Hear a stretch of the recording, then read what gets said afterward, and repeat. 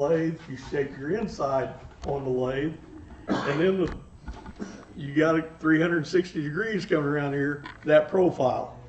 So what you got to do is you got to turn it to where you can get 3 legs out of here. If there's a bad spot, if you've got the pith running through it, like this one, the pith was right about here. So I was able to turn the legs to where I could get the pith going to where I can grind it out. Myself, I try not to leave the pith in anything. That's where you get a split. So this one here, I call it my little potbelly bowl.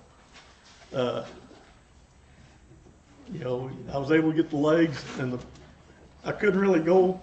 I'd already went too deep, so I had to leave this bump out right there. Otherwise, I'd have had a funnel. And so this has got just some little short legs. This is probably what we do today, some little short ones. But yeah, it's the little pot belly.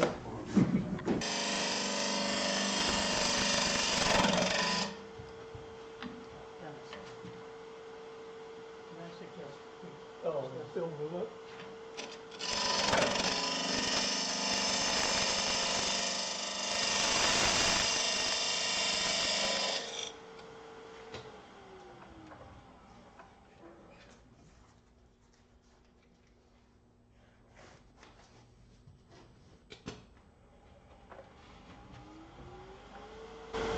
Okay, so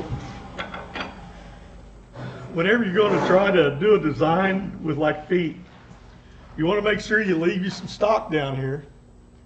I'll probably try to just what the tenon is right here. You look at the diameter of what the piece is going to be, and then you say you envision it coming down to feet.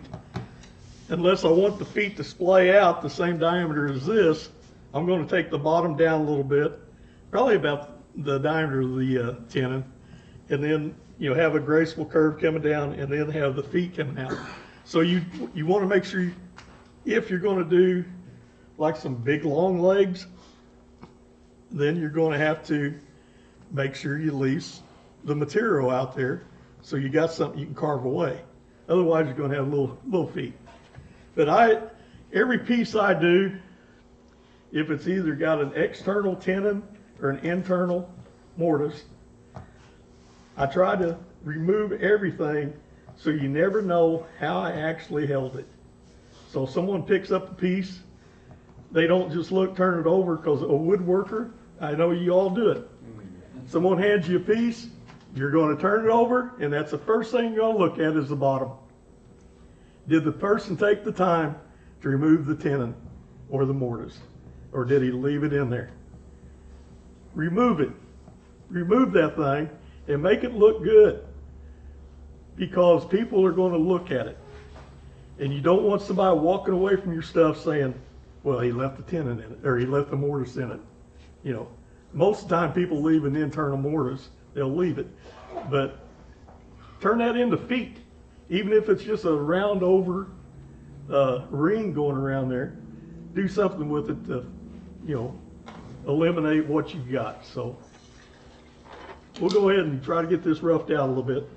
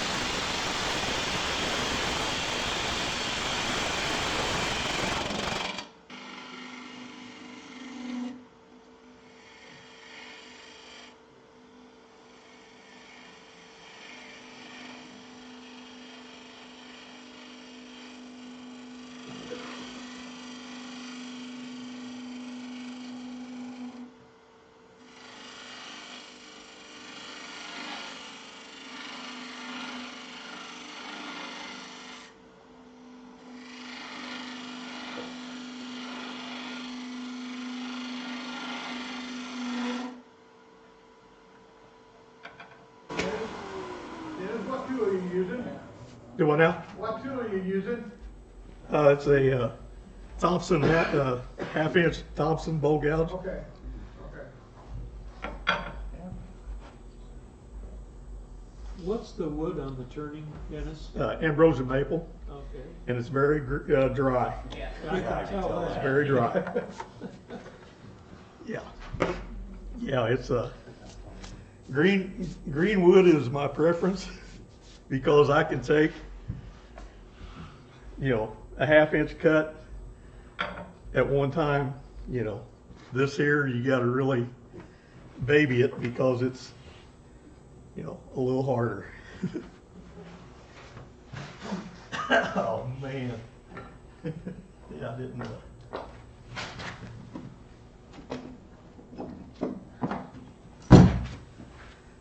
Okay, so since I cut the tenon on it and then I put it in between centers, the tenon might not be perfectly centered. So I'm just going to retouch it up just a hair.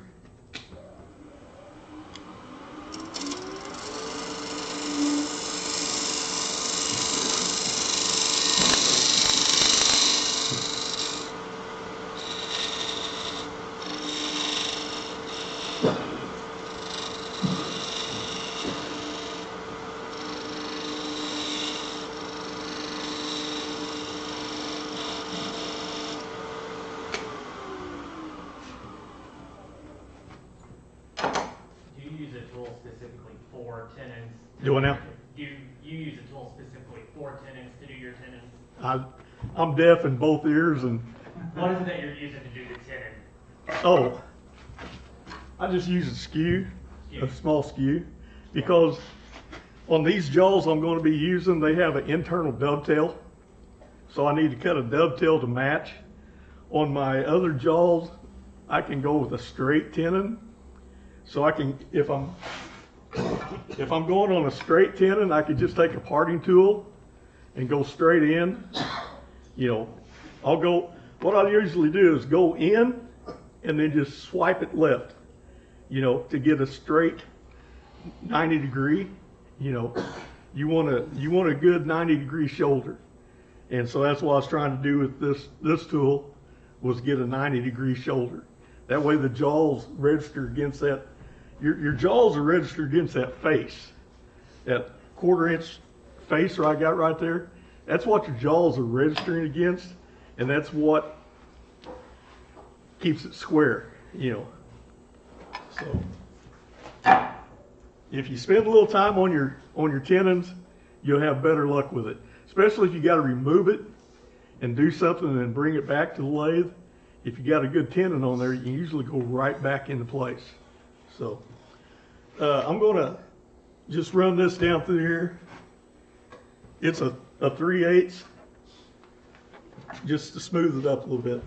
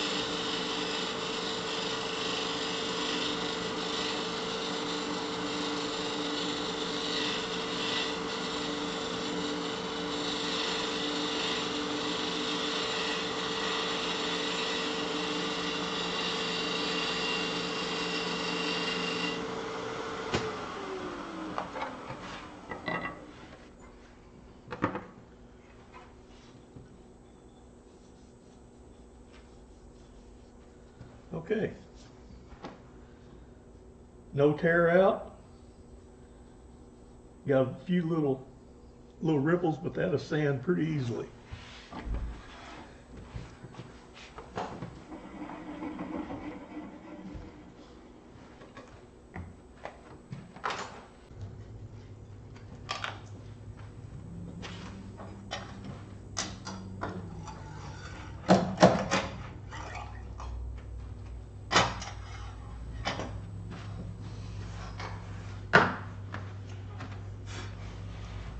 You want to mount your chuck like that before you put it on the lathe? Do what now? Mount the chuck to the wood and before you put the chuck on the lathe? If it's a heavier piece, I do sometimes. If it's smaller, I just leave the chuck alone and put it in it. Yeah, that's what I use, okay. You know, but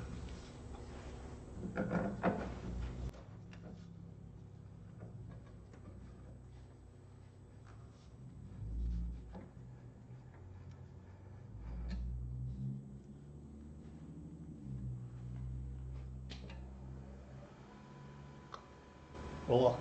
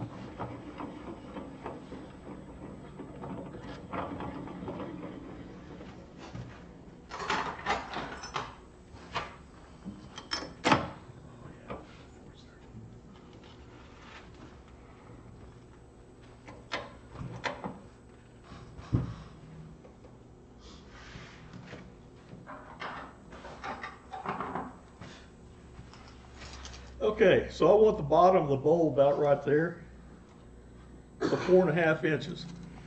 4.5 inches is gonna put us right about here with the face of the bowl.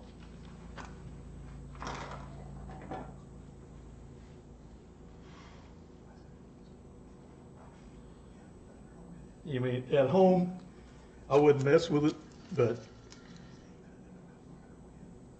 right about there is where I need to stop.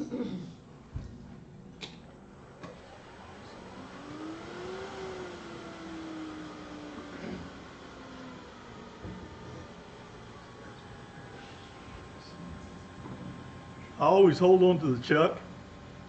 You don't want it spinning in your inside.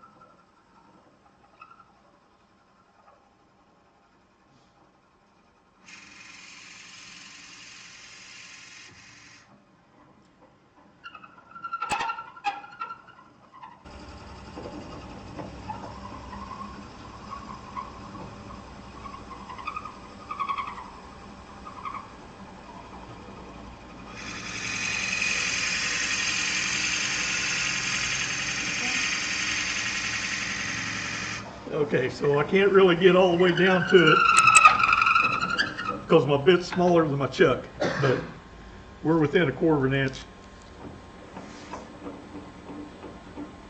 And if you really wanted to, you can do it all with a bowl gouge. I just like cheating.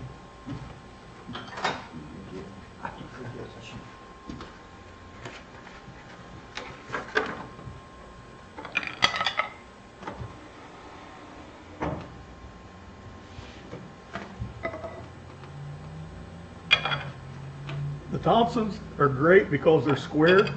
They'll sit on your thing. If you got the round ones, go to the belt sander, put you a flat spot on it. I like mine being, here's the flute. I want it directly underneath it. That way, sometimes if you need to, if you're in there blind almost, you know where the flat spot's at, you know your flute's pointing whatever direction. So.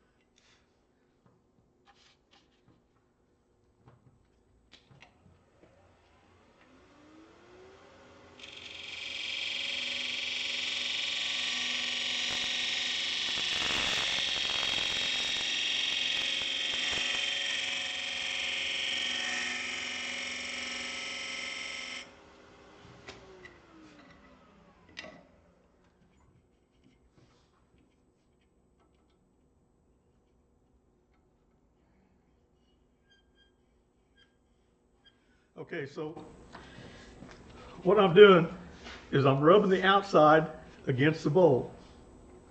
I've pretty well got it close, but I'm looking at the inside tooth, and if there's any gap,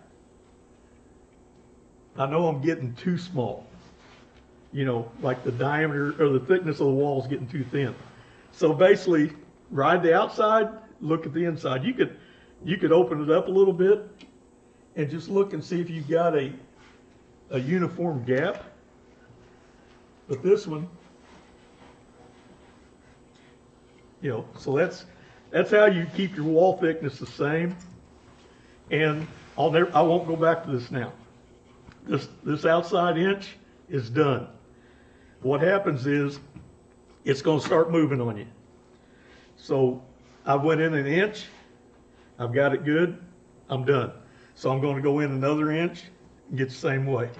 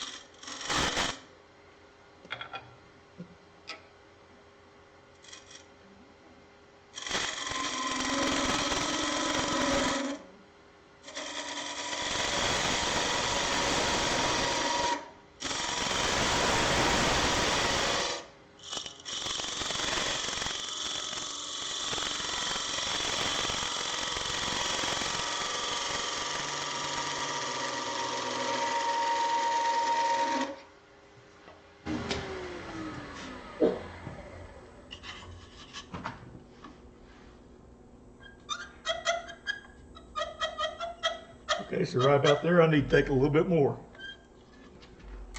And when I say a little bit more, I mean just a little bit more.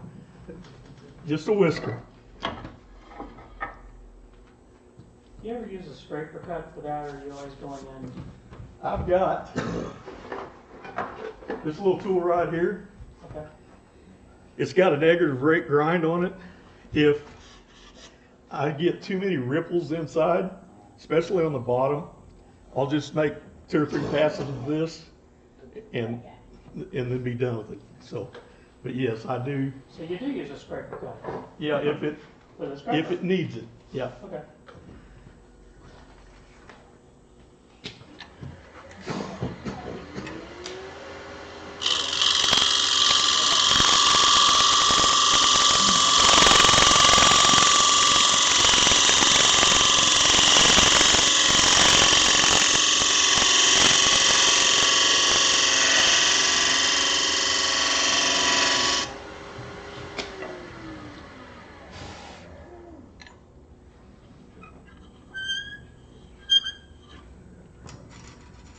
Dennis, one of the challenging areas I have is right whenever you are starting to transition from From the the wall to sides the as bottom? you're rolling around. Yeah. How do you keep that a uniform thickness without like experience or? I mean, it's one of those things where you shoot for closeness, you know. I mean, yeah, you're going around the wall, especially with this one, since I've got meat right here, I'm not gonna be able to caliper around the bottom. Mhm. So I'm just gonna get down as far as I can to it and just go with it. Okay, You know, try to get it close. practicing, okay. Yeah, try to get it close. Okay.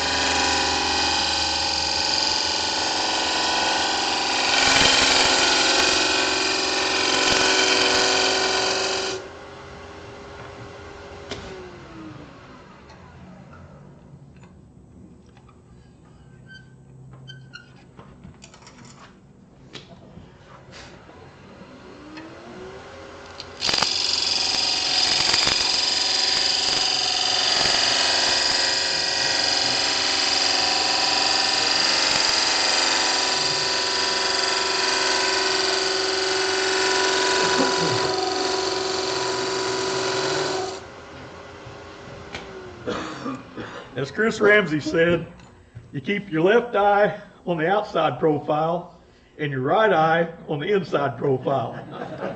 And you try to keep them parallel. Chris Ramsey is a heck of a wood turner. Because I believe he can actually do it. Was.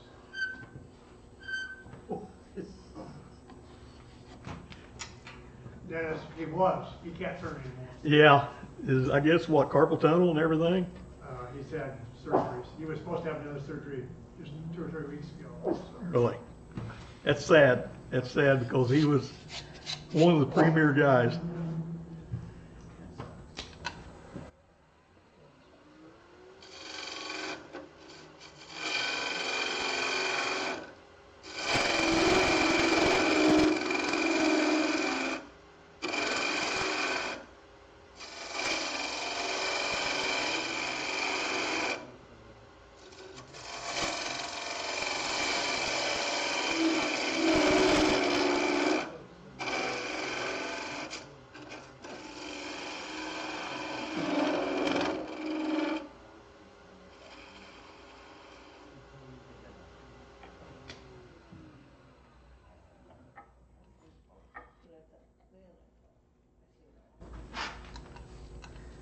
Okay, whenever you move your tool rest, it's not a bad idea to give it a spin. Just make sure that everything is clear.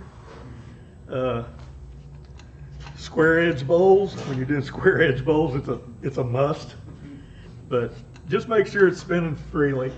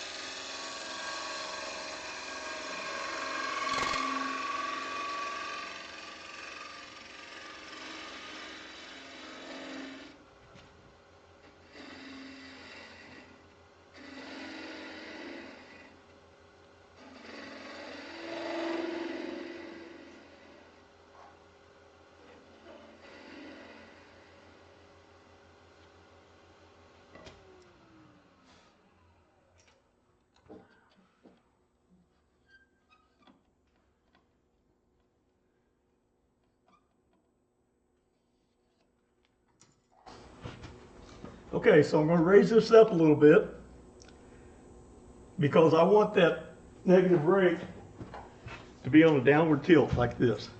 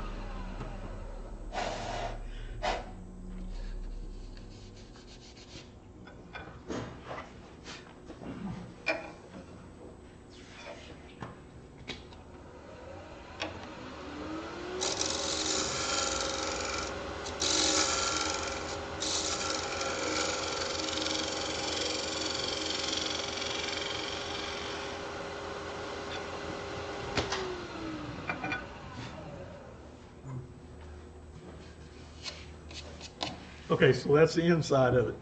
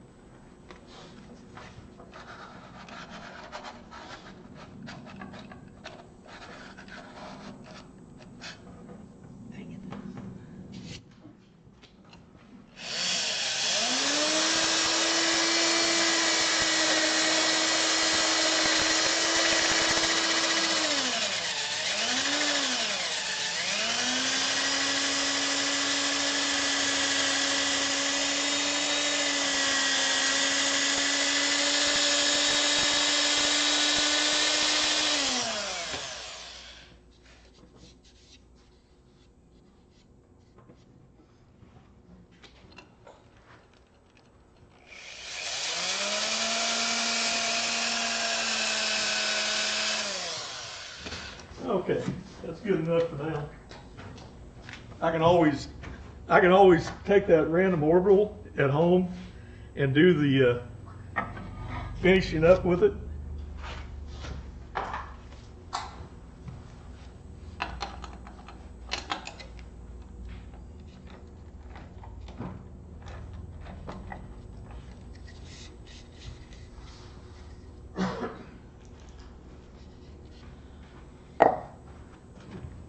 Pass that around and I'll get set up for the next thing.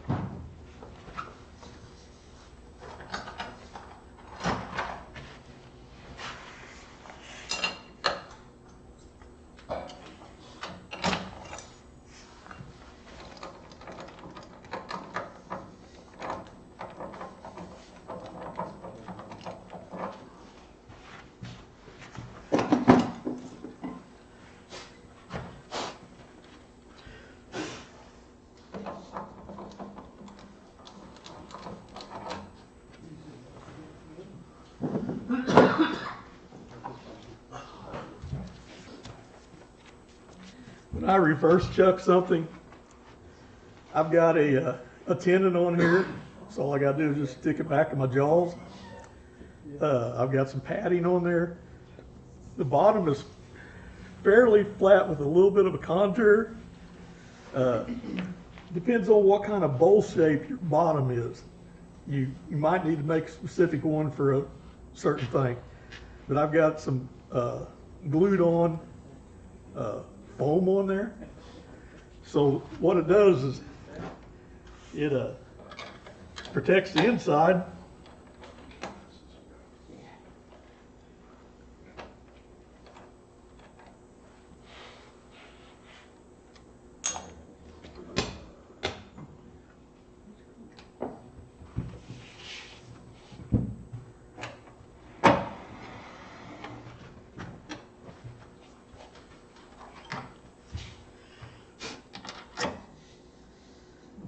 Okay, has it made it around?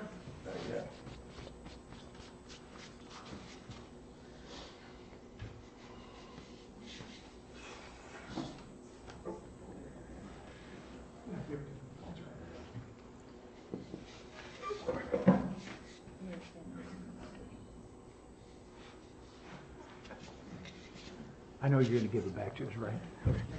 So I've got the center point from where I had it a while ago, from where I centered it up. So basically I'm going to try to put it on here.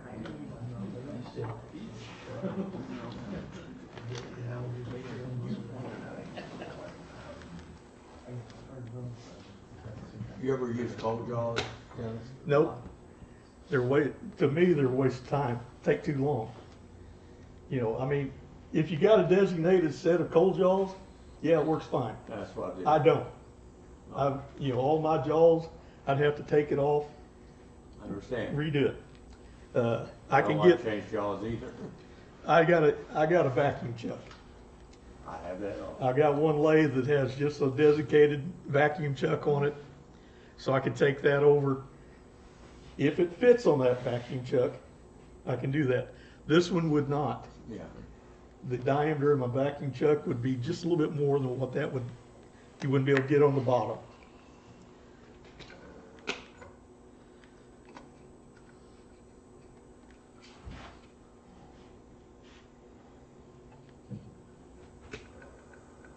To me, that's good. I mean, I ain't really worried about this out here, I'm worried about this here.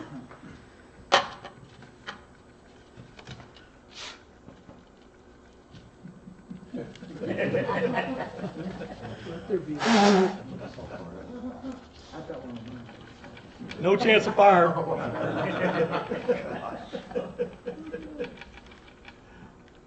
Okay.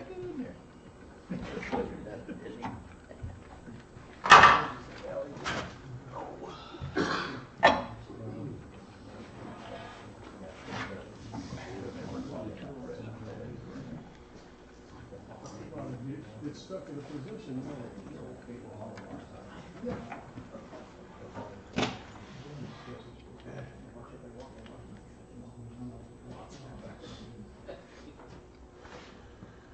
Okay, now let's profile the outside of this thing and cut some feet on it.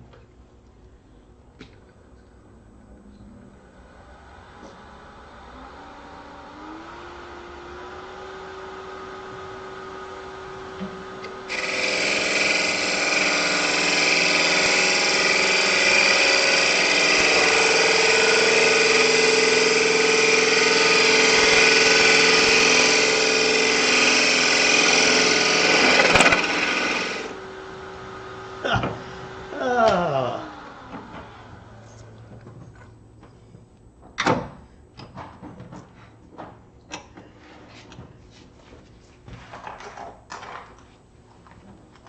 Most important thing you want to do is see how deep you are.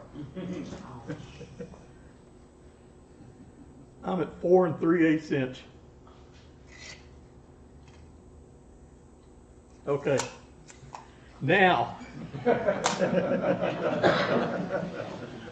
that you're too deep. Almost. Well, how many of us have turned funnels at some point through the years? Oh, yes.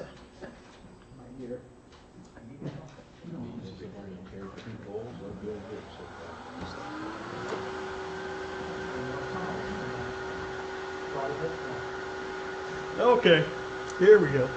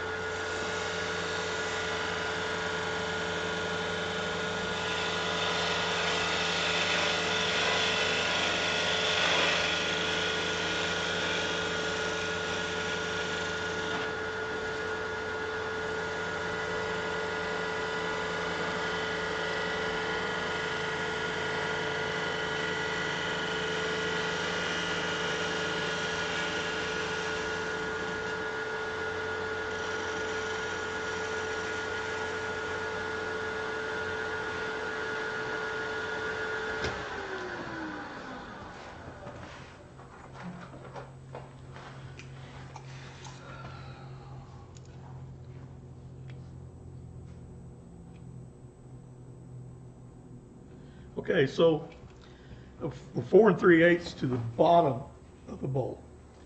We gotta have wall thickness, so we don't wanna make a funnel. So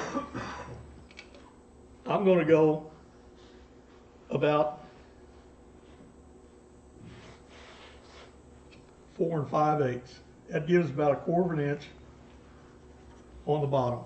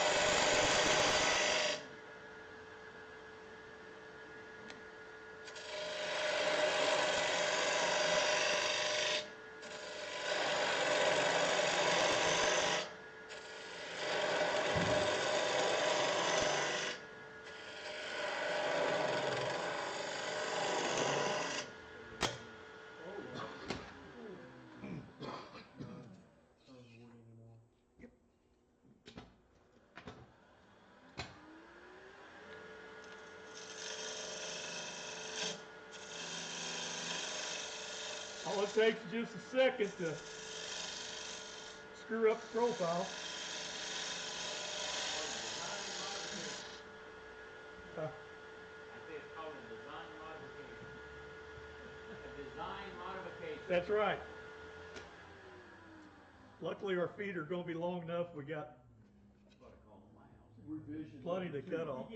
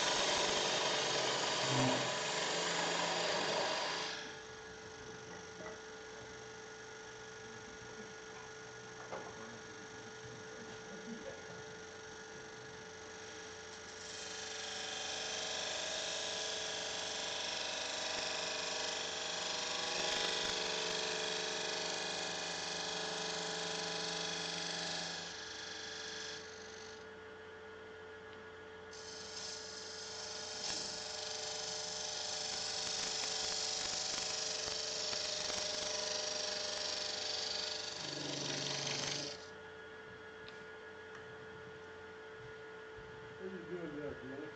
What was the What are you last doing? tool? Do what? What was the last tool? Party tool.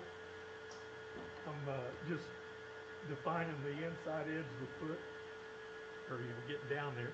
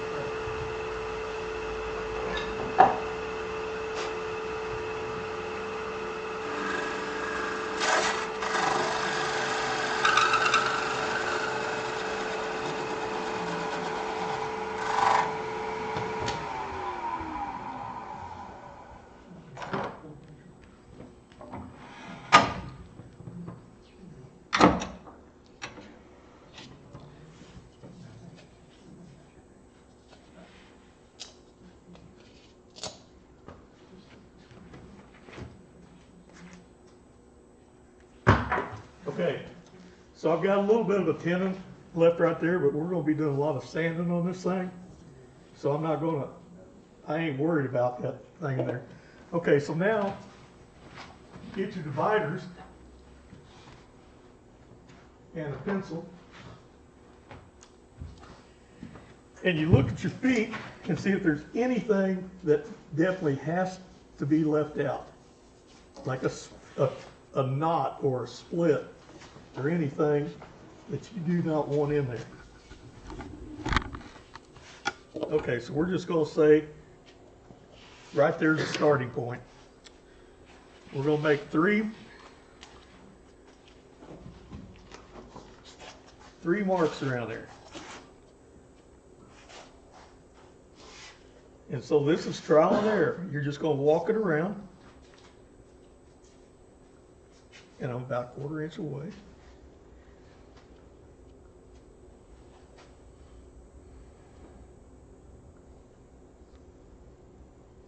Voila.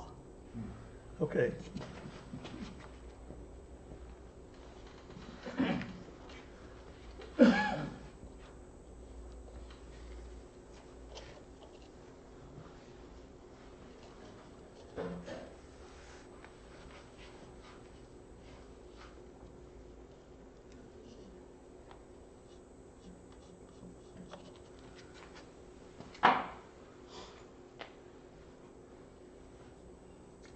Nothing like sweating.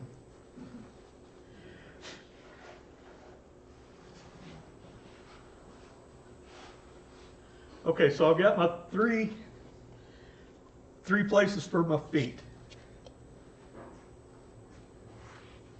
And what I'm doing is putting the center line down through here.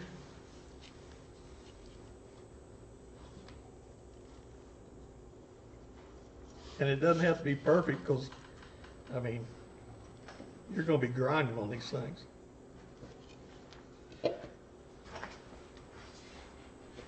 Now you want to figure out what kind of foot you want. So we'll go with a straight edge right there. And we'll say we want the foot to be about that wide, coming down with a little bit of a curve. I'm at 315. Okay. How many of you made a heart back in the day with a wood, back whenever country stuff was in style and you had a heart cut out? No, I make plenty. How'd you make the heart? Did you try to make the whole heart or you made half of it? I made the hole. You made a hole. And your whole heart came out even, right? Yeah, I showed you. Yeah, sure.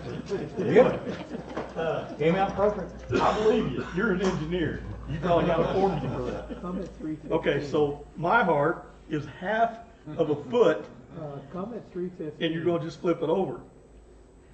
So we just cut you out of your pattern. Okay, good enough. I'm gonna leave the mark at the top because that's gonna be my height indicator.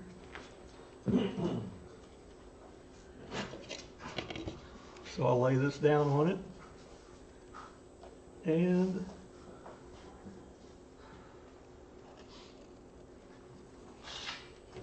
flip it over.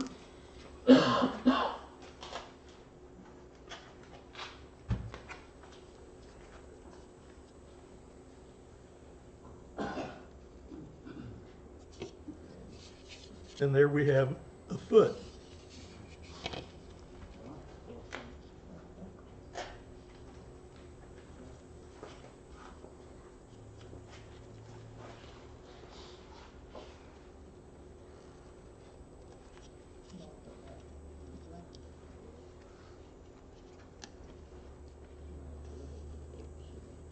Okay, then you look at it, you say, I think that's too fat for that piece. So we trim it down.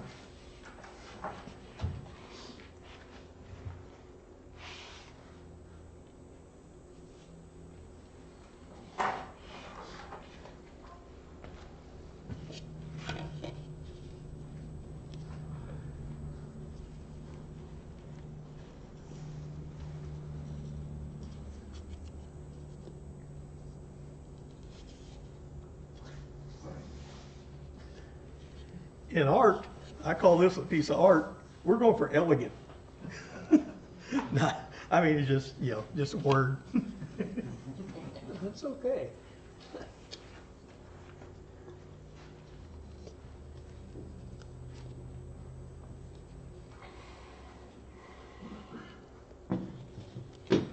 Okay, so this one is not good. Go in there. Okay, so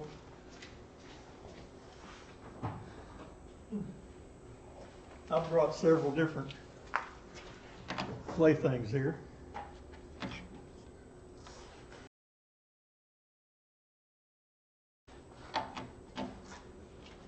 Thank you. Very nice.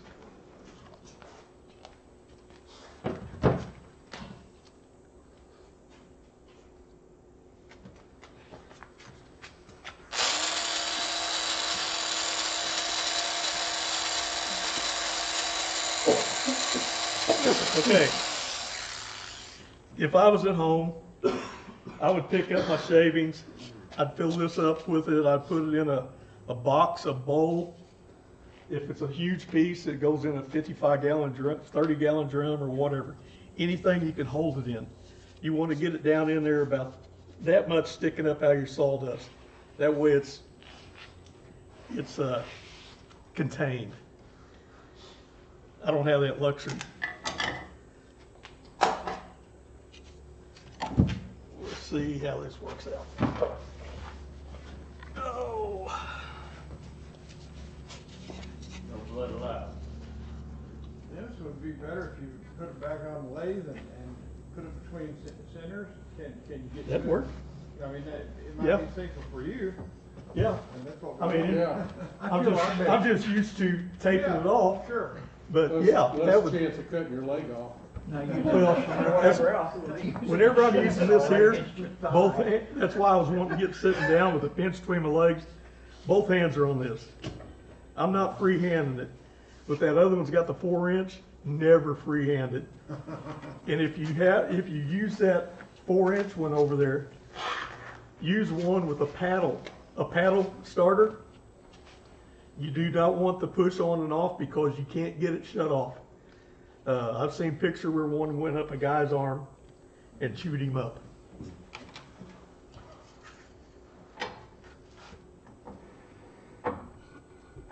Dennis, can a saw be used to cut away some of the material?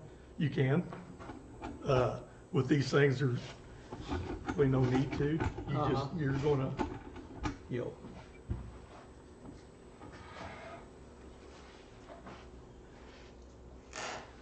Okay, so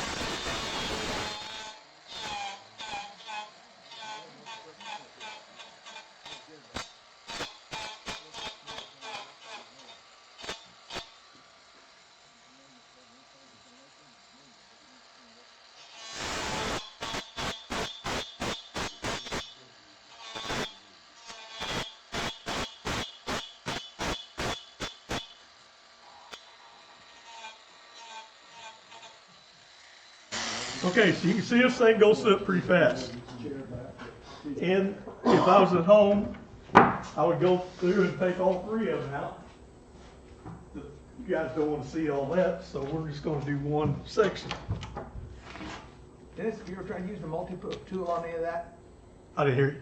Have you tried using a multi-tool on any of to remove any of your excess? Like a Dremel? Well, Or- no, it's like No. I call it the Thing jitterbug. that goes like this? Oh, one of those? You can. I don't think you'd be able to get one in here though. Because Well- this is too small of a, But you don't have to use the whole blade. I mean, that's the only thing. yeah.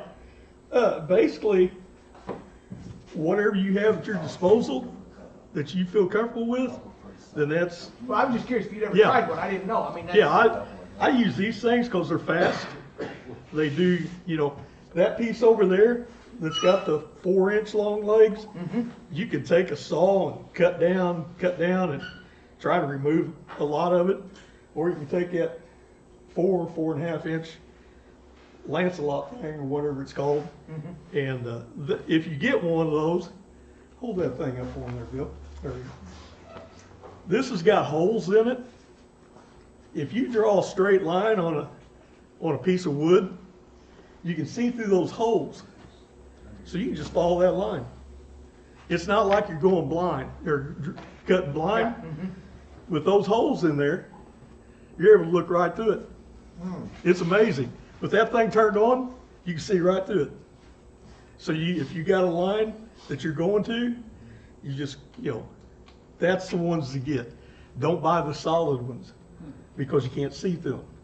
Get the ones with the perforated holes, or the holes in it. Okay, so what you want to do is you want to transition the bottom to the sides. Okay, so I've left myself about 1/8 of an inch away from my finished mark. This right here, I can come up on it a lot easier.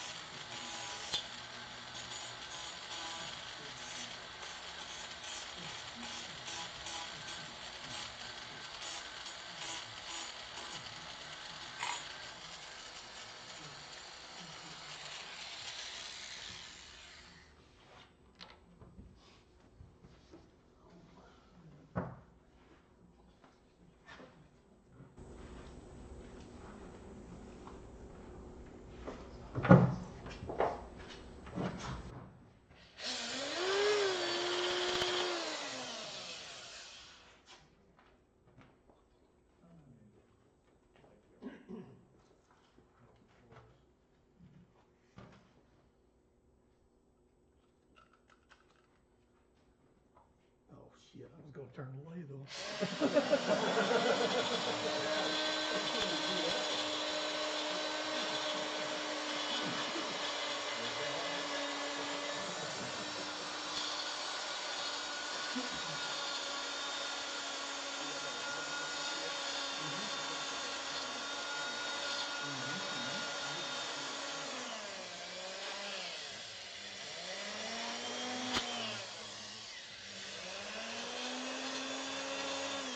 Okay, so basically this is too big for that, but you get the idea.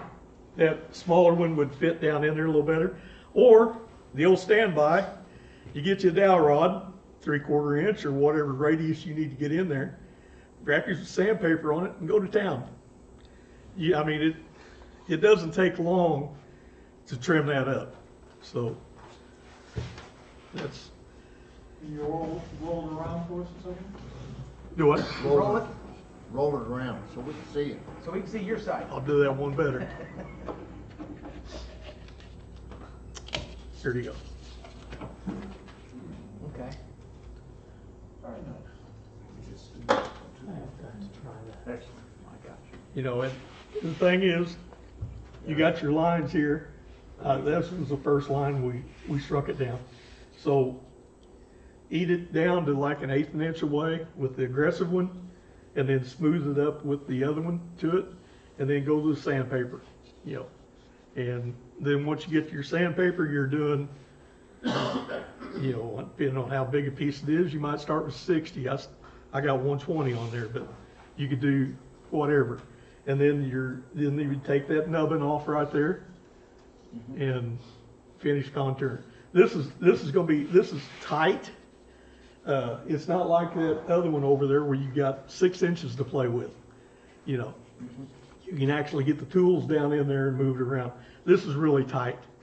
So you gotta watch that you don't catch one side when you're sanding on the other. So anyway, hope you learned something. Good job.